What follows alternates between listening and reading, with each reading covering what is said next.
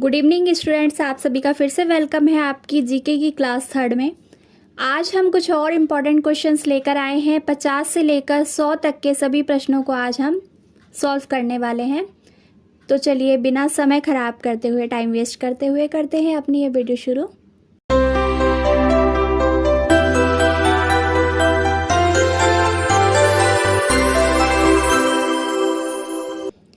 प्रश्न संख्या 50, रेबीज के टीके के खोज किसने की थी? इसका सही उत्तर है लुई पाश्चर। ठीक है, आपको याद रखना है। अगला प्रश्न, प्रश्न संख्या 51, विश्व प्रसिद्ध कुंभ मेला उत्तराखंड के किस शहर में लगता है? ठीक है, सभी को पता है कुंभ के मेले के बारे में और ये बहुत ही फेमस है और अभी कुछ ही टाइम पहले लगा भी था। तो ये किस शहर में लगता है? उत्तराखंड के हरिद्वार में। अगला प्रश्न, प्रश्न संख्या 52, क्षेत्रफल में विश्व का सबसे बड़ा देश कौन सा है? तो अगर बात हो रही है विश्व के सबसे बड़े देश की तो आप बोलेंगे रूस। अगला प्रश्न, प्रश्न संख्या 53, रणजी ट्रॉफी किस खेल से संबंधित है? तो ये है किससे संबंधित? क्रिकेट सभी लोगों को देखना पसंद है, सभी देखते भी हैं, लेकिन इनसे संबंधित जो भी पुरस्कार हैं आपको उसके बारे में पता होना चाहिए। तो एक रणजी ट्रॉफी है वो क्रिकेट से संबंधित है। अगला प्रश्न, प्रश्न संख्या 54, व्यास सम्मान का संबंध किस क्षेत्र से है? ठीक है, ये भी एक पुरस्कार है, व्यास सम्मान का नाम है। तो ये किस क्षेत्र में दिया जाता है? साहित्य के क्षेत्र में दिया जाता है। जैसे कि हमने ज्ञानपीठ पुरस्कार के बारे में पढ़ा था, वैसे ही व्यास सम्मान है जो कि साहित्य यानी लिटरेचर के क्षेत्र में दिए जाने वाला एक सम्मान है। अगला प्रश्न, प्रश्न संख्या 55, तराइन का पहला युद्ध किस वर्ष हुआ था? ठीक है, तराइन जगह का नाम है और यहाँ पर जो युद्ध हुआ था किस वर्ष हुआ था? 1191 ईस्वी में। आपको याद रहेगा, ध्यान से सुनते जाइए। अगला प्रश्न, प्रश्न संख्या 56, भारत का सबसे बड़ा राष्ट्रीय पुरस्कार कौन सा है? देखिए, हमने बहुत से नेशनल अवार्ड्स के बारे में सुना है जिसे हिंदी में राष्ट्रीय पुरस्कार कहा जाता है। तो सबसे बड़े अगर हम पुरस्कार की बात करें, राष्ट्रीय पुरस्कार की बात करें, तो वो है उत्तर भारत रत्न। अगला प्रश्न, प्रश्न संख्या 57, भारतीय रिजर्व बैंक की स्थापना किस वर्ष हुई थी?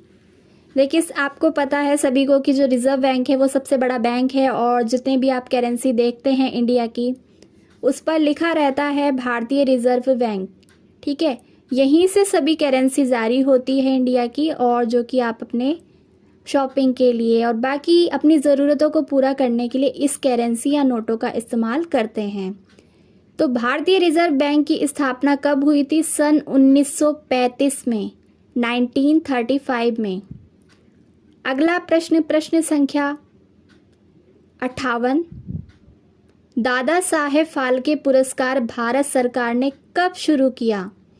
ठीक है, इसके बारे में भी आपने बहुत सुना होगा, न्यूज़ में, न्यूज़पेपर में, जगह जगह। तो आपको पता होना चाहिए, फिल्म जगत से संबंधित एक पुरस्कार है।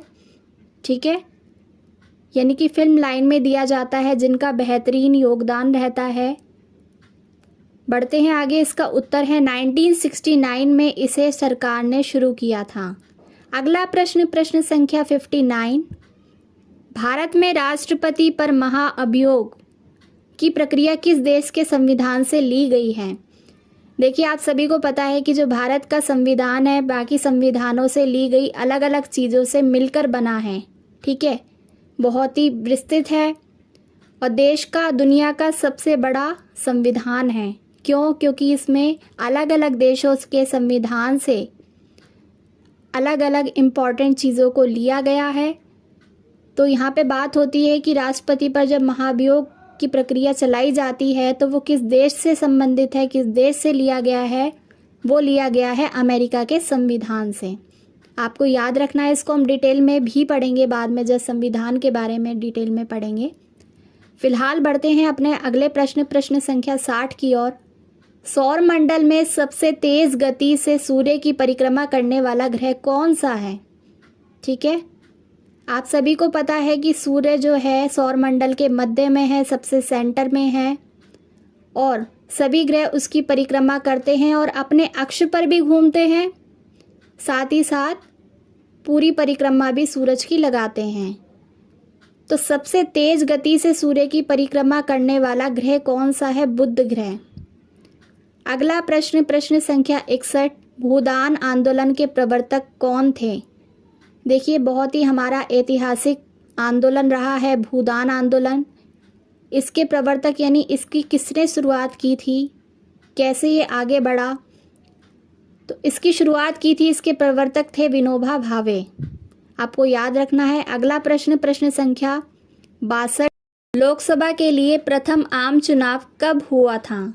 ठीक है, हमें पता है कि हमारे सदन में, पार्लियामेंट में 2 तरह के सदन है, लोकसभा और राज्यसभा।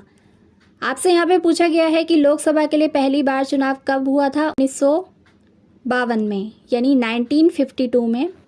अगला प्रश्न, प्रश्न संख्या 63, जीण माता मंदिर कहाँ स्थित है? हमें पता है कि हमारे देश में बहुत सारे प्राचीन मंदिर हैं। अगर आपसे बात की जाए जीण माता मंदिर कहाँ पर है, तो आप कहेंगे सीकर, राजस्थान। अगला प्रश्न, प्रश्न संख्या 64, आर्किमिडीज किस देश से संबंधित है? यूनान से। आपको याद रखना है, यूनान से संबंधित है। बढ़ते हैं अपने अगले प्रश्न की तरफ। प्रश्न संख्या 65, किस वायसराय का संबंध ब्रेकडाउन प्लान से था? देखिए, हमारे देश में आज़ादी से पहले कई वायसराय हुए। क्या होता है इनका, क्या पद रहता है, इसको हम थोड़ा डिटेल में बाद में पढ़ेंगे। अगर आप कहेंगे कमेंट सेक्शन में डाल दीजिएगा, अलग से वीडियो मैं इस पर बना दूंगी। लेकिन फ़िलहाल हमें 50 क्वेश्चन कंप्लीट करने हैं और कम टाइम में करने हैं। तो किस वायसराय का संबंध ब्रेकडाउन प्लान से था? लॉर्ड वेवेल का। ठीक है, अगर बात की जाए ब्रेकडाउन प्लान की। प्रश्न संख्या 66, बम्बई राज्य को विभाजित करके महाराष्ट्र तथा गुजरात नामक 2 अलग अलग राज्य कब बनाए गए? ये तो आप सभी को पता होगा कि बम्बई से 2 अलग अलग राज्यों को बनाया गया, जिसमें से एक था महाराष्ट्र और दूसरा था गुजरात। ठीक है, याद रखिएगा कब बनाए गए थे? 1960 ईस्वी में। अगला प्रश्न, प्रश्न संख्या 67, भारत के किस राज्य में बंगाल की खाड़ी एवं अरब सागर दोनों ही मानसूनी शाखाओं से वर्षा होती है? ठीक है, आपसे राज्य पूछा जा रहा है जहाँ पर अरब सागर की और बंगाल की खाड़ी की मानसूनी शाखाओं से वर्षा होती है, तो वो है पंजाब।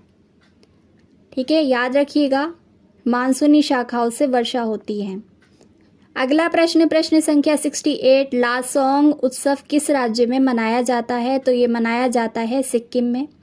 बहुत ज़्यादा डिफ़िकल्ट नहीं है, आप इनको 2 बार भी पढ़ेंगे। इन सभी क्वेश्चंस को अच्छे से रीड करेंगे। जब आपके पास ऑप्शन आएंगे तो आप डायरेक्टली इसको लगा पाएंगे। अगला प्रश्न, प्रश्न संख्या 69, अमेज़न नदी किस महासागर में गिरती है? उत्तर, अटलांटिक महासागर में। ठीक है, भारतीय रिजर्व बैंक का मुख्यालय कहाँ पर है? तो ये है मुंबई में। ये दूसरा प्रश्न आ गया रिजर्व बैंक के ऊपर, तो ये बहुत ही इम्पोर्टेंट है, इसको आप देख लीजिएगा। अगला प्रश्न, प्रश्न संख्या 71, भारतीय जनता पार्टी का गठन कब किया गया था? तो यहाँ पे आपसे पूछा जा रहा है कि बीजेपी का गठन कब किया गया था? 6 अप्रैल 1980 में। अगला प्रश्न, प्रश्न संख्या 72, दूरबीन का आविष्कार किसने किया? गैलीलियो इसका सही उत्तर है। अगला प्रश्न, प्रश्न संख्या 73, चतुर्थ पंचवर्षीय योजना कब प्रारंभ की गई थी? ठीक है, इसकी ट्रिक्स भी है, मैं इस पर भी वीडियो बना के डालूंगी। लेकिन अभी फ़िलहाल के लिए आपको याद रखना है 1 अप्रैल 1969 को। ठीक है, 1 अप्रैल 1969 ईस्वी में चौथी पंचवर्षीय योजना लागू की गई थी। अगला प्रश्न, प्रश्न संख्या 74, संयुक्त राष्ट्र संघ के महासभा का अधिवेशन वर्ष में न्यूनतम कितने बार होता है? ठीक है, यूनाइटेड नेशन ऑर्गेनाइजेशन इसका इंग्लिश वर्जन है। तो इसका अधिवेशन वर्ष में कितनी बार होता है? कम से कम कितनी बार? न्यूनतम पूछा गया है, इसका मतलब मिनिमम पूछा गया है, तो कम से कम 1 बार होता है। अगर अधिकतम पूछा जाता तो उसका उत्तर अलग होता, लेकिन बात अगर की जाए न्यूनतम की तो आप कहेंगे 1 बार।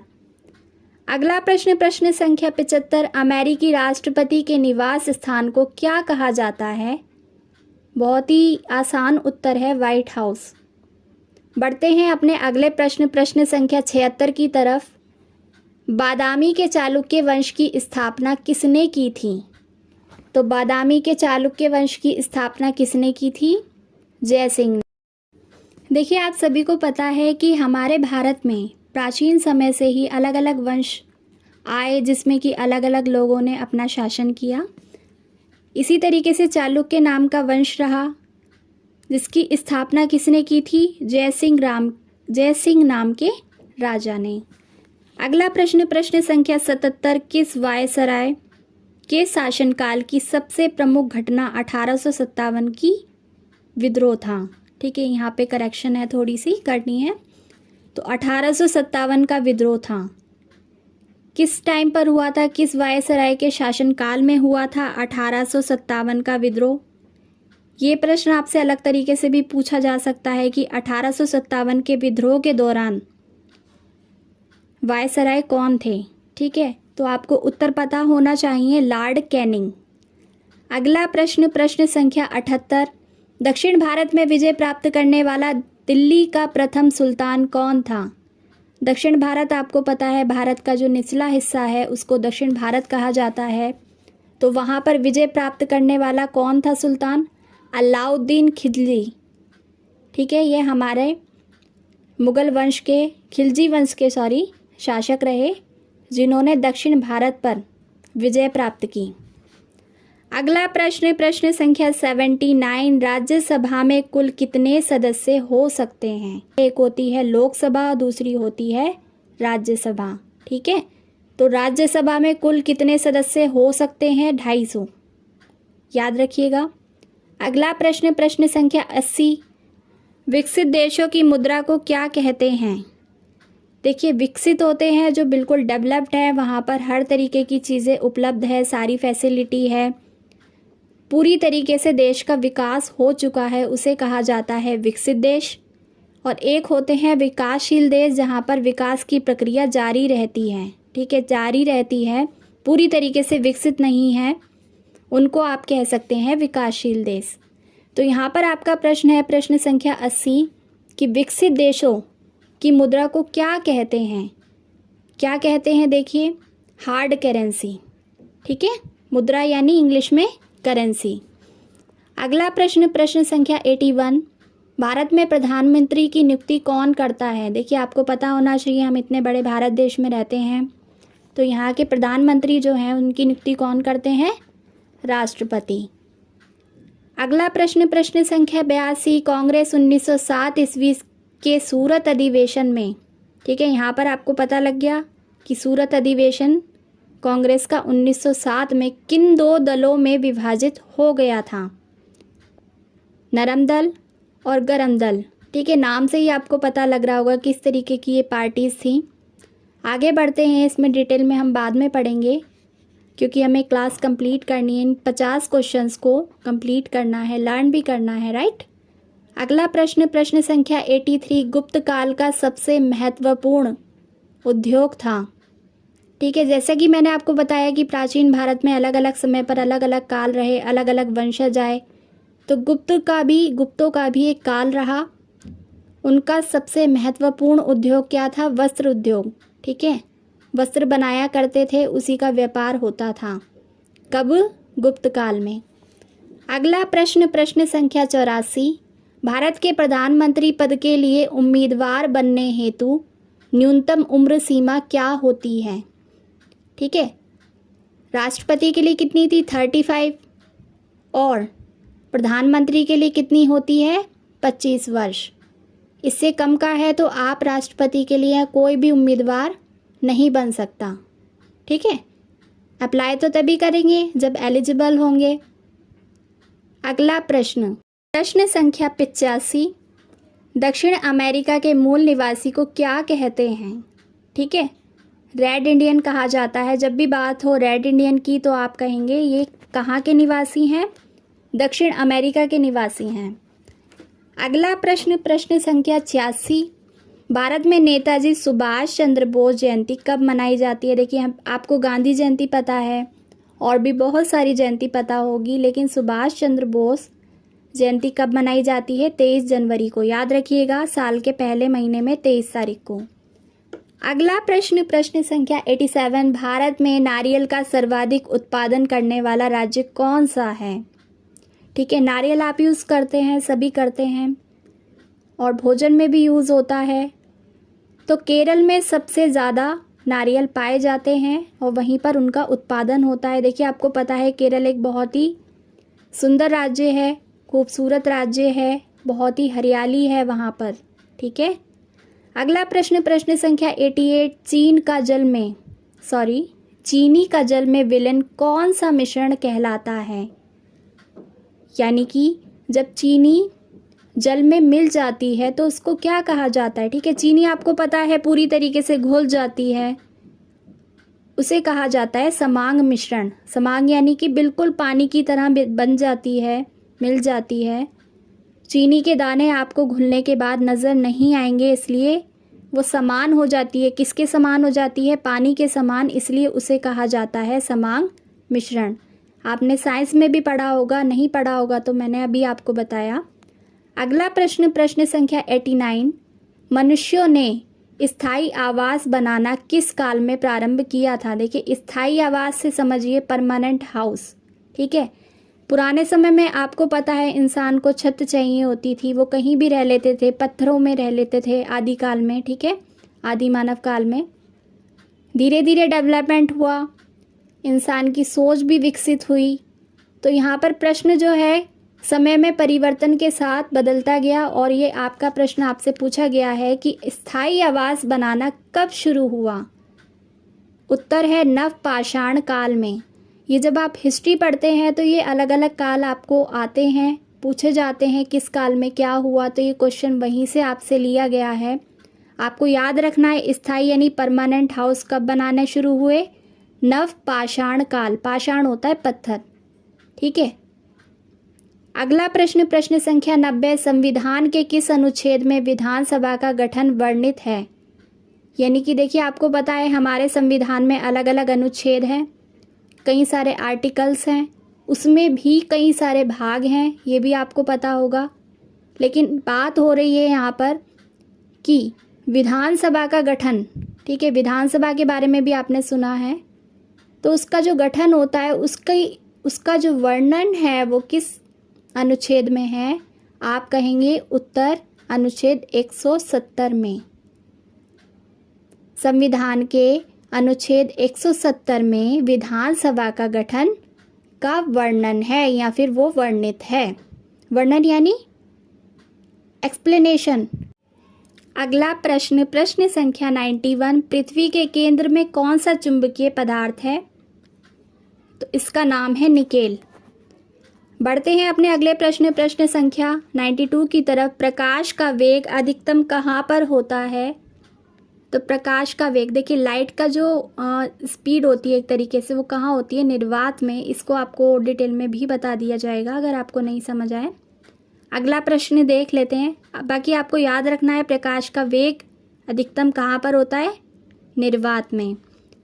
93 क्वेश्चन है, सूरज के उच्च ताप का कारण क्या है? हम सभी को पता है सूर्य में बहुत गर्मी है, बहुत ज़्यादा है, यहाँ तक कि आप कुछ एक्सपेरिमेंट्स करके देखते हैं तो उससे फायर भी क्रिएट हो जाती है, राइट? अगर आप लेंस का प्रयोग सबने किया होगा बचपन में, आप भी ट्राई करते हैं तो उससे पेपर तक जल जाता है। इसी तरीके से हमें पता लगता है कि सूर्य में बहुत ताप है और पता लगने की भी बात नहीं है। आप थोड़ी देर भी अगर गर्मी के समय में सूरज की रोशनी में चलते हैं तो बिल्कुल आप झुलस जाते हैं, राइट? तो सूरज के उच्च ताप का कारण क्या है ये सभी को पता होना चाहिए। तो उसका कारण है हाइड्रोजन का नाभिकीय संलयन। ठीक है, याद रखना है हाइड्रोजन का नाभिकीय संलयन। जैसे ऑक्सीजन है, नाइट्रोजन है, ऐसे ही हाइड्रोजन एक गैस है जो कि सूर्य में पाई जाती है। अगला प्रश्न, प्रश्न संख्या 94, ओजोन परत पृथ्वी को किस विकिरण से बचाती है? थोड़ा साइंस की तरफ हम आ गए हैं। अगर आपको ये हिंदी में क्वेश्चंस नहीं समझ आए तो आप बता दीजिएगा, एक इंग्लिश में भी आपको वीडियो प्रोवाइड करा दिया जाएगा। लेकिन आप समझेंगे आपको समझ आएगा। तो प्रश्न था ओजोन परत पृथ्वी को किस विकिरण से बचाती हैं? Ultraviolet rays. ठीक है, हमें पता है हमारी पृथ्वी के चारों ओर ओजोन परत है, लेकिन वो क्या होती जा रही है? कमज़ोर होती जा रही है। क्यों? क्योंकि बहुत सारे पेड़ काट दिए गए हैं, पृथ्वी पर प्रदूषण बढ़ा है, पॉल्यूशन बहुत ज़्यादा बढ़ चुका है, इसलिए ओजोन लेयर जो है वो बेकार होती जा रही है। तो ये हमें किस तरीके से बचाती है? अंतरिक्षीय एवं अन्य विकिरण से। ठीक है, इंग्लिश में अल्ट्रावायलेट रेज वगैरह आप कह सकते हैं। अगला प्रश्न, प्रश्न संख्या 95, सिखों का प्रथम गुरु कौन थे? ठीक है, तो हमने बहुत सुना है और पढ़ा भी है बुक्स में, गुरु नानक सिखों के प्रथम गुरु थे। अगला प्रश्न, प्रश्न संख्या 96, भारत धर्म महामंडल की स्थापना किसने की थी? देखिए, हम भारत में रहते हैं, भारतीय संस्कृति के बारे में हमें जानकारी होनी चाहिए।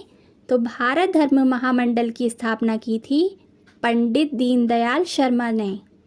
ठीक है, अगला प्रश्न, प्रश्न संख्या 97, भारत के किस राज्य में नाव दौड़ लोकप्रिय है?